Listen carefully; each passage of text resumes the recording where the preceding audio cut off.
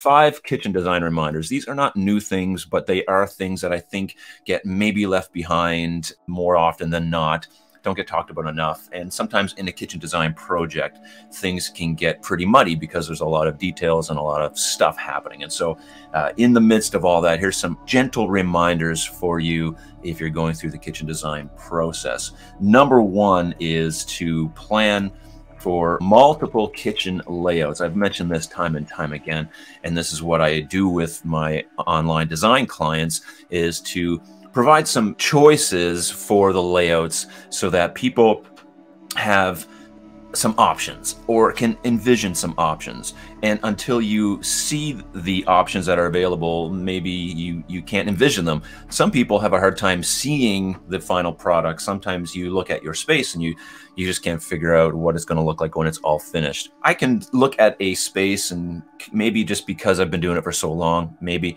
I can kind of see what it's going to look like when it's redesigned, but a lot of people cannot. And so having multiple design iterations, options, choices for your space is a really pro tip. Let me just show you what I mean. This is just a simple sketch of a kitchen layout. And so we have a fridge and a stove, fridge here and there's a stove here, and you get your sink, you get your dishwasher.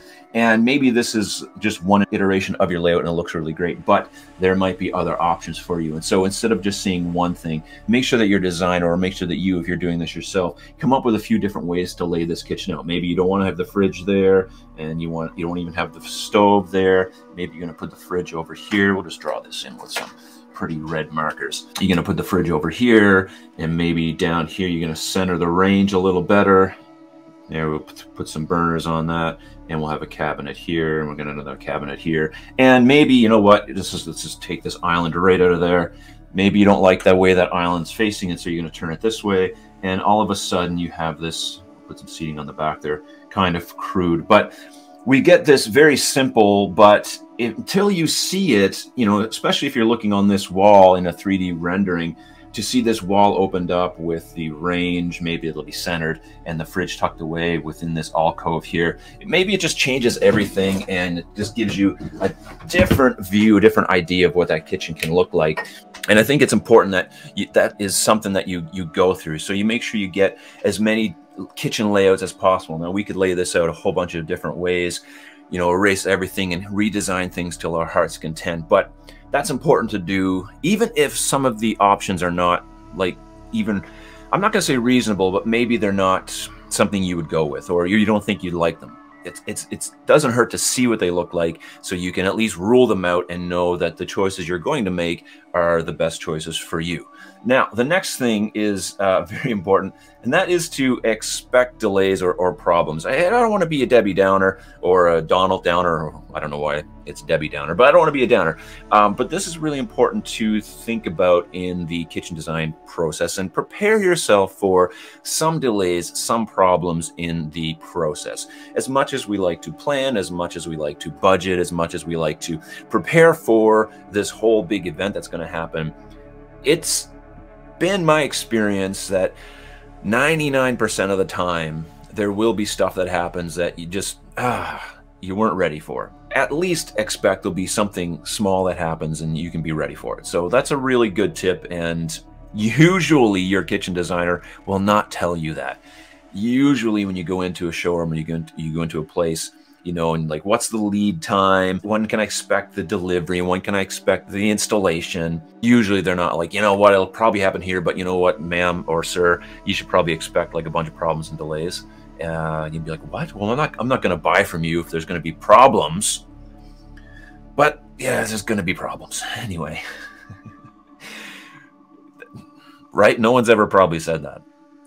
I mean, if they have, stick with them because they're being super honest with you. It's awesome. All right, the next thing that we should be thinking about is this, and this is an interesting one. You think is obvious, but it really isn't that obvious. It's to plan every cabinet. What I mean is plan the use of every cabinet. What is every cabinet in this kitchen going to be used for?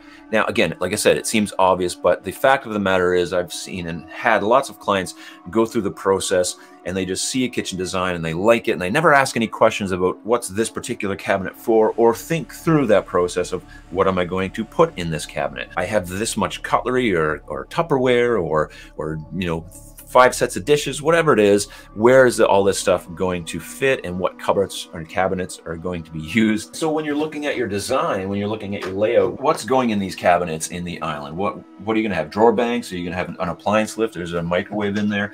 You need to plan through that and kind of make this like kind of mini like inventory of, okay, this is going here, this is going here, this is going here, and kind of plot out all the stuff that you have and map it out into your kitchen.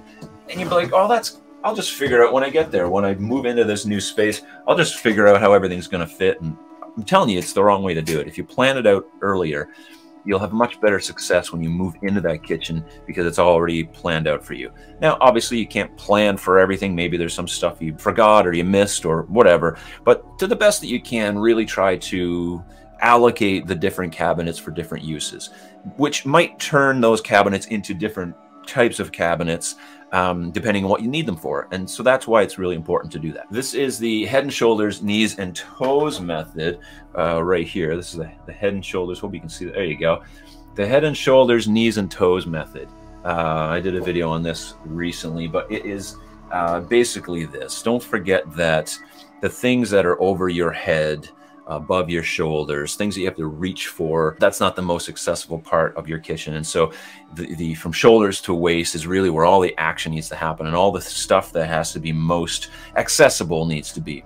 Knees to toes, that's another more or less inaccessible area because you have to bend down, especially if you're down on your knees. And we mentioned this before in other videos, trying to reach in and grab things. So remember that to make your kitchen as functional as possible, think about all the stuff that's very important for you. Where is it going to be stored and how is it going to be used? And it should be in that area from waist, you know, maybe knees to mid-thigh to shoulders is the best area for all that stuff. And the stuff that's way up high, not as accessible, so it shouldn't be something that you have to go for every day, especially if it's heavier, and obviously stuff on the bottom. Now that doesn't mean you can't utilize all that space or that none of that space isn't good. It's all good and valuable space, but just the way you use it needs to be thought about. Enjoy the process. I mean, gosh, this is going to be a beautiful kitchen when it's finished. You put a lot of work into it. Yes, there were delays. Yes, you had to go through, you know, figuring out the layout. Yes, your designer just wouldn't stop showing you different, you know, variations of your kitchen so you couldn't make up your mind.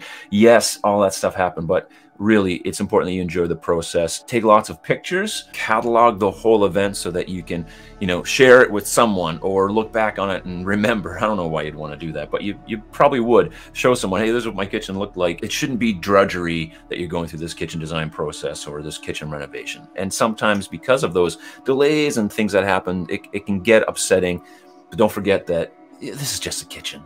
You know, that's all it is. And at the end of the day, you know, there's other things that are more important. So enjoy the process. I mean, lots of people in the world don't have kitchens. I don't like getting philosophical on you or all soppy, but this is true. If you've made it this far in the video, you may also be interested in joining me for a live stream. I go live every Wednesday night, 7 p.m. Eastern Standard Time with valuable content like what you've just watched, along with all kinds of other fun and interesting kitchen-related topics. Plus, you can ask me questions and have them answered live, and the community on the live stream is super welcoming and very, very helpful. And if you're subscribed to my newsletter, I'll send you out a link so that it makes it even easier to find me. You can do that in the description below. Hope to see you on Wednesday.